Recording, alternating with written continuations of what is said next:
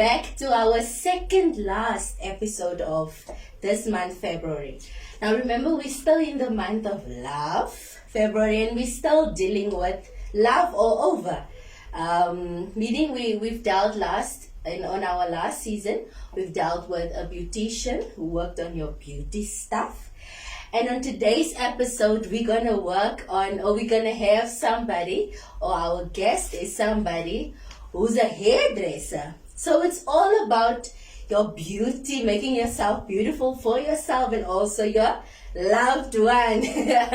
So without further ado, ladies and gentlemen, I'm going to welcome in our studio, as you can see, we're in Ward 16, Studio 16.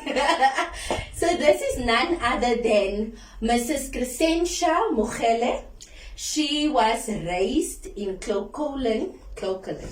Yes, but she is all the way from Bloemfontein now.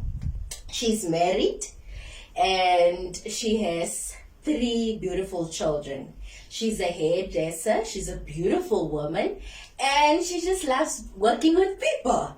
So without further ado, as I said, ladies and gentlemen, wherever you are, let's welcome, put your hands together, let's welcome Miss Crescentia, known as Didi. Welcome, Didi. Thank you very much. Have a seat, girl. How are you? I'm fine, and you? I'm very, very, very good. Thanks. Tell us more about yourself before we go into everything else. My name is Mokhele. I'm from Clocolan. I was born and raised in Clocolan. Everybody knows me as Didi. This Muge name is so difficult for everyone. Yes. What can I say? I like hairdressing too much. I like hairdressing. I was born to do hair. Yes. When you see me, I was born to do hair. I know everything about hair. Yes. Okay, Miss Didi, so you heard who Mrs. Didi is, right? So, Miss Didi, let's go into your childhood life before we start, or as we officially start, let's go into your childhood life. So, you lost your mother, your biological mother, at a very young age, at the age of 9 years old. Yes. So take us into that. Just growing up without a mom, it was very difficult. I remember when I was 9 years, my aunt came and told me, "Hey, Didi, you know people who died?" I don't know, Mama, I don't know about that. She was like, "No, she passed away." Yo, what? I cried. But I didn't even understand what is happening. But I just cried because I knew Nonki was my mom, even though she didn't raise me. Okay. I was raised by my grandmother. You remember in old time, when the child had a child in the young age, my mom had me when she was 19 years, and she was still in Unicombe, there in Westblade. She was still at school. So my grandmother took me. When I was born in 1990, she took me and raised me. So my mom, I took her as my sister. Okay. Yes. It touched me a lot when she died, but because I had my grandmother, she was everything to me. But growing up, it was very, very hard. You know, seeing other children having Christmas clothes, having their mom on their parents' meeting at the school. It was very hard. It was very hard, but ish. But I made it. Yes, you made it. Yeah. And then what happened when your grandmother also passed on? My grandmother passed away at 2005. I think I was 15 that time. So, you know, when my grandmother passed away, I think I wasn't touched that much. But the thing that touched me a lot is after her funeral, nobody wanted to stay with me because I was a spoiled child. I was that one child at home with my granny. I knew I have everything for my own. No one wanted to stay with me until my father came and said no. He told my uncle and said, I will take Didi. She will go and stay with me. Mind that my father, he didn't stay at his home. I was going to stay there alone Sure. at his house. Sure. But I went. It was hard, man. It was hard because my father had another wife and child. I was struggling alone at the house. He will come, sometimes he wouldn't come. Sometimes we will fight, then he will take the whole month not coming and bringing me the money. But because of I'm God's favorite. Yes, yes. This thing of plating helped me a lot. Okay. At that age of 15, I was already plating. Sure. I was already plating. For me, going to sleep without food, it wasn't that big deal for me. Because I knew every day I would have someone who I would plate and get 20 rand. Tomorrow I would get 15 rand. That time it was a lot for me. Sure. Yeah. So Ostiri, you said your father was never there. So where was he? My father, he was in the taxi industry. Okay. He was working from Monday to Saturday.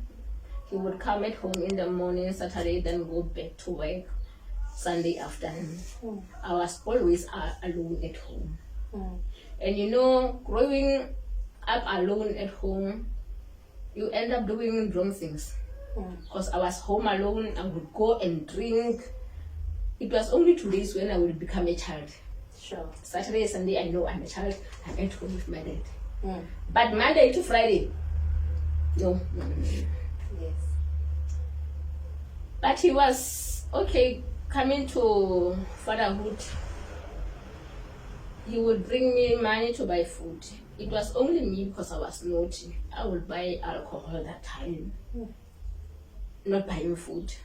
During the day, I would go to my uncle's house and eat. In afternoon, I would go at home and eat, then go to my father's place. With this man that my father was giving me, no man, I was drinking it. Sure. Yeah, that's why I'm saying it was so hard. Yeah. Growing. I think other people will say no, it's so nice to stay alone. But for me, it wasn't nice. Yeah. Yeah, because there was no one who was telling me, no, this thing was wrong. Don't come home late.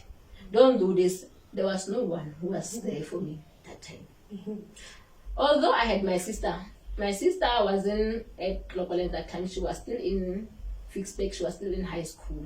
So she didn't know a lot about me at home. My sister is my father's child. Because now from my mother's side, I'm just a child. I'm just one at home. Okay. Yes. Okay.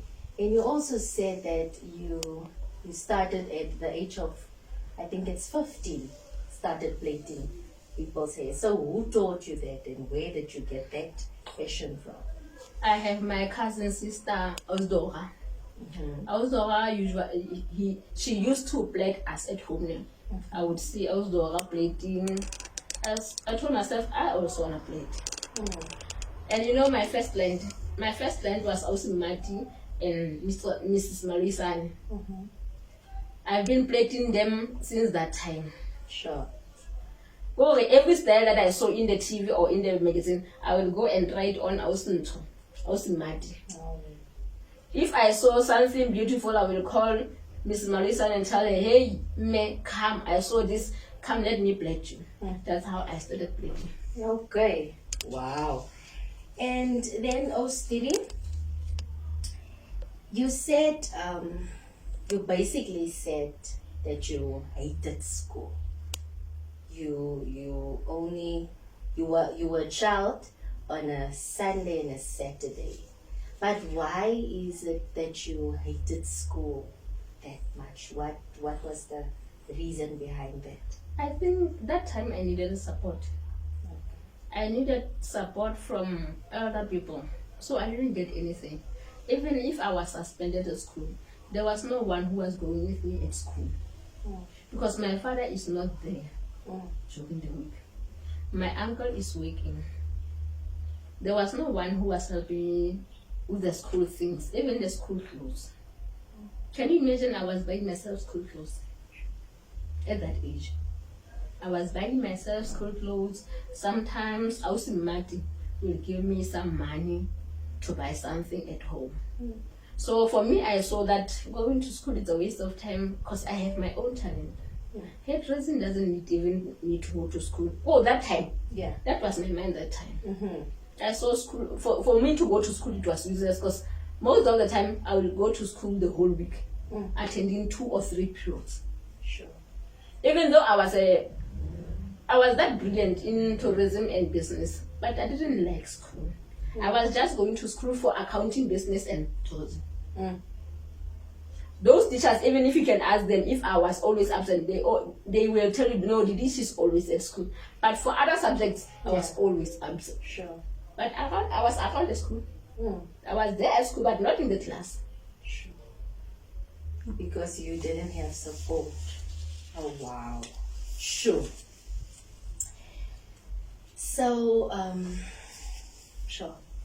As Didi, you will basically say, or you basically said that you did people's hair from that age to support yourself and to get you through life. Okay. Yes. But then you said in 2009 something happened, and you categorized it in 3 groups. Don't you want to take us into those 3 different things that happened to you that time? 2009 was so hard. You know, if I survived 2009, nothing will ever bring me down. You know, that year, I remember it was on January. There was this other lady who rented at my father's house. She came back from work. She was busy doing the coffee. I heard the noise in the kitchen. When I came out, it was my aunt. She was swearing. And I went to her, Ramponi, what's going on? Hey, when I did this is my brother's house, this is my brother. So because I was a child that time, I wanted to hear what my aunt was saying. But she was in a fight, man. She was fighting. My aunt beat me that time. You know, I didn't even raise a voice or swear at her back. But she decided to beat me. But because I'm like her, at home, there's no people who are fighting. From my father's side, they are the humble people. It's just that my aunt, she was the only one who liked to fight and talk too much. And I was like her. I had to fight back. Yes. I fight her back and pour her with boiling water. Sure. I got arrested the same day. It was in January. Later, it was, I think it was around February, the month end of February, that's where I found out I was pregnant.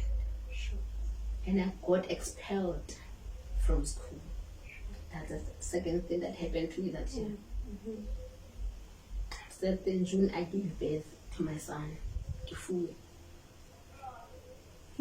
Raising Kifu, it was very hard. So, raising that boy, it was really hard. Imagine at the age of 19 years, I dropped out of the school. I'm busy going up and down with the case. I'm raising a child this side who doesn't have a father. The father left me when he was 2 years, not 2 years, in 2 months. He left me. I had to raise him alone, but I had my other relatives who helped me. My mom was there for me, and see, even my cousins, was always there to help me with the child. I'm sure it was only 10 days when I have to leave him and go to bed. Sure. It was only 10 days. I had to go and plead so that I can raise the money for the Pampers. June is so cold. You cannot even go and wash the nappies. I had to work for that boy. It was very, very, very hard for me. Especially seeing other children going to school. That time I was about to win matric. Sure. I was about to win matric that time, but there I was raising a child. Sure. Alone. It was very, very hard. 2009 was very, very hard for me. But I survived it. Yeah. I survived it. So you basically didn't have matric. That time I didn't even have a matric. So how was it that you today have a matric? What happened? You know, because I'm a people's person. Yeah. I met this other lady, Aus Aretha. Aus Aretha is the owner of Head Start Combined School. Aus Aretha, the day I was splitting her, I told her, Aus Aretha, you know, I want to work, but I don't know which work. She was like, did you have a matric? I don't have a matric. She was like, at your age, you don't have matric. I had to drop out my matric in 2009 because of I had to go to give birth. She told me, no, Gigi, you must go and make matric. And she arranged for me the textbook for grade 12. Even before I go and register, she already brought the textbook and the question papers and all those memorandums for matric. She said to me, go and make your matric. That's when I went to Petunia to register the Abed. Then I wrote my matric. I remember I failed accounting and business that year. But the following year, I went back and rewrite them. But I failed accounting again. But that didn't even bring me down. I remember I was already working at Mokhele that time. There was this other lady, Jemina Mkobaka, found a job for me there. I was a cleaner. But I was always seeing Jemina doing all those tenders, documents. I was so inspired about how she was working. I told myself, one day, I also want to do this. That's when I decided to go to the Merlin and study IT. I did my fundamentals of Microsoft there. After passing my IT, I got job there at Mokhele of office administration. Sure. That's when my life started to change that time. What happened those days? That was in 2011, 13. That time it was 2016. Yeah, it was already 2016 that time. Okay. When I was doing matric and also IT at that time. Yes. So what happened as your life turned upside down? You know, sometimes we usually say parents or family don't help us. While we don't see that you can also help yourself. You know, all those things, they taught me that I can also stand up for myself. I don't need family to help me. I don't need anyone. But I had clients. I had clients. Sure. I have clients, Lady Koi. I have the clients that help me with a lot. You can imagine my cost that time. I think it was 12,000. Sure. I managed to pay that cost with the help of my clients. This thing of plating every day, 150, 200, I made 12,000 to pay for that cost.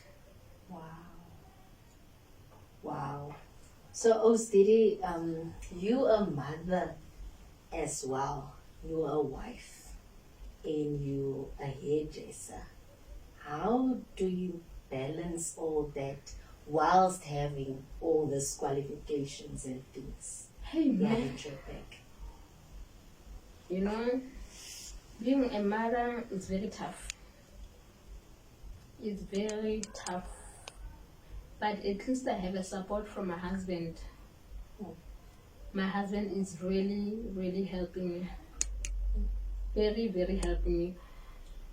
And the thing is that I have clients that motivate me every day. You know, there are those days you'll find that there's no clients. I don't have money. But if I ask someone, I have a problem of this and this, my clients help me a lot. I think that's what keeps me going every day, because I know I have clients, even though it's so hard at my place, at my house. But I know I have those people that makes me wake up every day. Sure. Even if sometimes I want to give up, but my clients are always there. Always. And as Didi's children is doing like washing and everything, we've seen it. How did it come that you raise your boys and your daughter after you didn't have somebody to teach you all? I told myself that my children won't suffer like me. That's what I told myself. I usually tell Kifuekere, Papa, now at your age, I didn't have my mom. My mom passed away when she was 28. She was only 28 when she passed away. I was only 9. I always tell Kifuekere, when I wake, please make sure the house is clean. Please make sure that you look after your siblings. That's what my son do. Kiratu is still young, but she knows that she must wash the pot and dishes every day, so that when I'm done with the clients, I must go and cook for them. Imagine cleaning the house, cooking, and coming and plating again. I said, that's too much for me. So I have to teach my children to help me. And they are really helping a lot. Sure, Didi, you making us cry over here. Within. We're crying within. So, Didi, would you say after you realized that you hated school and you realized that you have a passion for plating people's hair, doing hair in general, whilst also going for your matric and IT and everything that you've done, would you say that it's important for somebody to really go for their matric, finish school, achieve their dreams, and then go for their desires? Why would you say so? Education is a very big backup in life. Boy, I can imagine if I didn't work at Mokhele Trading Works, I don't think I would have managed to pay for my school fees. The salary that I was getting there helped me a lot. Imagine if I didn't go for my matric, I wouldn't even be able to work at the office. Like right now, I know if I don't get clients, I can go and find an office job. Sure. Because I already have the experience in tendering. Really going to school is very important. Even though I realized when I was old, going to school is very important. Like right now, even this year, I'm also going back to school. Yes, our talents are very important, but sometimes you'll find that for a week, the clients don't come. At least if you have some job, this talent is a backup or this job is a backup. In life, you must have something that at least this one is a guarantee. Yeah. Sure. Wow. I believe somebody heard that one. Oh wow, Ozidi. Thank you for that one. So Ozidi, you doing hair, as we almost finish, as we're almost done, you're plating people's hair. So what kind of, styles and stuff do you do? What is the different styles that you do? I do everything about plating. Okay. Excluding the dress. I don't do the natural dress. The only thing that I do is the braiding, artificial dreads, and essence. But I would like to do a lot of them. The problem is the money. I want to start my own business. I want to start a salon. The thing is the capital. Yeah. I can do everything in the salon. I can relax because I used to work in lots of salons. I was working at Max, the tourism center. I was working for C-Class. I was working for Celtics. I worked at a lot of the salon in Bloemfontein. Now I know I know what I can do if I can find the salon. I know what will happen. Yeah. I already have my business plan. The problem is the money.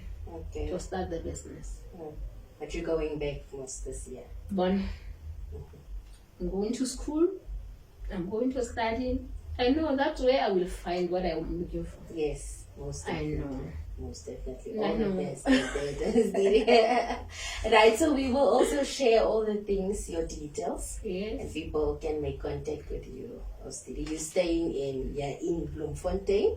Yes, in the Kabelsha Road. Yes, we will share all those details. So, Ostidi, before we finally close off, how would you encourage any young man or any man in general or a lady that is passionate about doing hair? How would you encourage such a person that also doesn't have education behind it? How would you encourage such a person to go for it? You know, hairdressing is so, or for me, I can say hairdressing, it took me out of poverty. It took me out of poverty. If you have a passion, you must go for it. Because now, for hairdressing, for me, hairdressing, it made me a miracles. Yeah. Because there are a lot of things that I can mention that I got from hairdressing. Yeah. Number one, I got marriage through hairdressing. Yeah. I got qualification through hairdressing. Mm. I found myself family through hairdressing. Mm. There are a lot of things that I can mention about the hairdressing. Yeah. You know, working with people, I know there are those people that are difficult. There are those people that are difficult, but some of them, you know, I worked for a long time with people from SABC. Some of my clients from SABC is Tolwana Mletsane and Lorato Pedro. Those are the most supporting clients. Sure. That encourage me every time. And every day when they come, they will say, "No, man, when will you have your own salon?" Every day. They will always ask me, when will you have your own salon? Mind you, I started plating Tolwana from 2012. Oh, wow. This is my 11th year plating Tolwana. Sure. I've been plating them all since I arrived here in Bloemfontein. So, what I will encourage people is that don't underestimate your talent. No matter what is it, go in. Just go with your passion. Just do what God have given you. You know, there was this other time I wanted to go back to the office, but I told myself that I will never work for someone else while I have my own hands. Why must I go and make tenders for some other people while I can sit here and make a business plan and go to NYDA or wherever, sit here and get the money that I want to start up my own business. My talent, I don't want to lie. Now for me, maybe God chose me to do this thing. Because I never go to bed hungry. Sure. I never starve. Never. I've never. Like last year, I was in a serious trouble. They broke into my house. It was so hard. But you know what?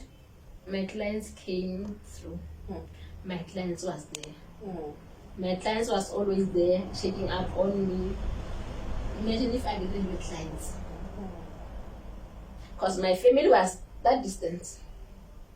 But my clients was always there for me. And I'm thankful for that. Yeah. So you would tell somebody to really go for it and that they will have the support from others. Yes. Yes, if they go for it. Okay, so is there anything else that you want to share, Ostidi, with us or so? I think I've talked too much. I've said it all. Okay, so that is it from our side, ladies and gentlemen. So all the details will be shared, and then please make contact with Ostidi as she will sort your child out. Everyone. She will sort you out, ladies and gentlemen. Thank you very much. We see each other next time. Thank you.